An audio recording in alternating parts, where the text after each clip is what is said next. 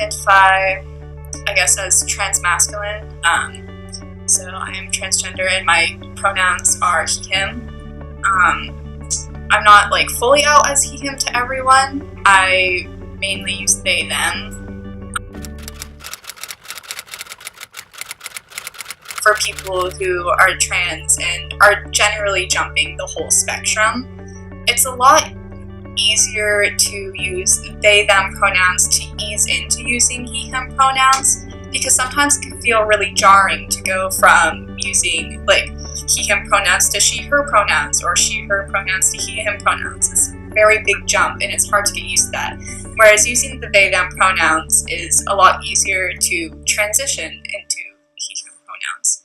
And it's also kind of a way, it's a little bit more stable, I would say, because it's, if you don't stereotypically pass, it's easier to say, oh, identify as, I use they, them pronouns.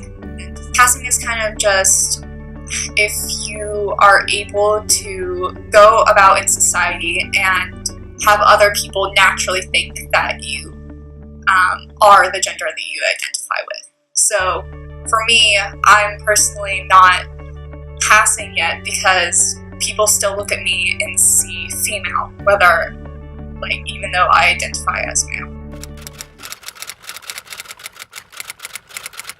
This is a little bit difficult for me because I am out to about like one person in my family, so it's very hard, especially because like I don't have a job yet, so I don't have a lot of money. I depend on my parents a lot. It's hard to express your gender identity when you're not fully out and if you are not fully independent. So for me, the forms that I take to express my gender identity are to use my brother's hand-me-down clothes, and so I will take his baggy t-shirts, I like his jackets I use, and I'll just wear those. And then also I'll get jeans that are like stereotypical women's jeans, but I'll get them a size or two bigger so that they're baggier and they look more like men's jeans.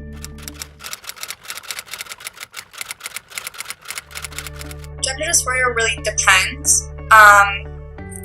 Sometimes it's just suddenly there.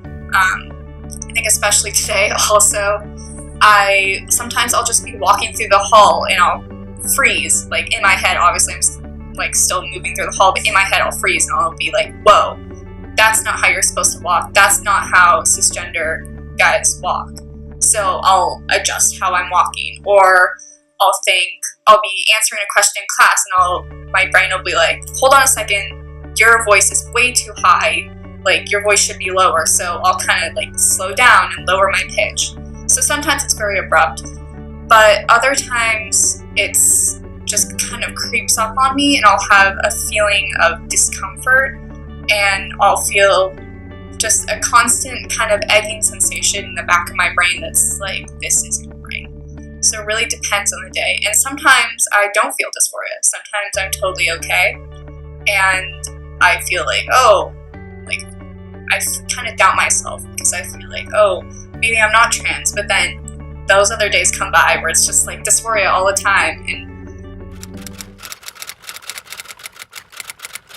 I think schools should do a lot more just to help put out good, accurate information in there. There doesn't even have to be any, it doesn't have to be anything but facts also. Like, just state some facts out there.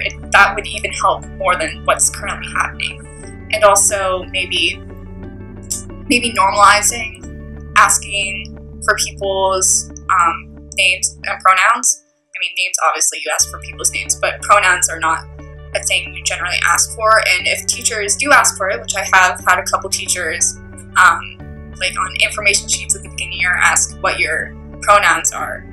That's not generally accessible to the whole class. So it'll be for the teacher to know, but like they don't ask you to share with your peers. So there's a lot of confusion between like me and my other classmates, because while the teacher knows that I identify as he, him, or they, them, the students don't, and so they assume she, and that really hurts. So I think it needs to be more of a natural thing to just talk to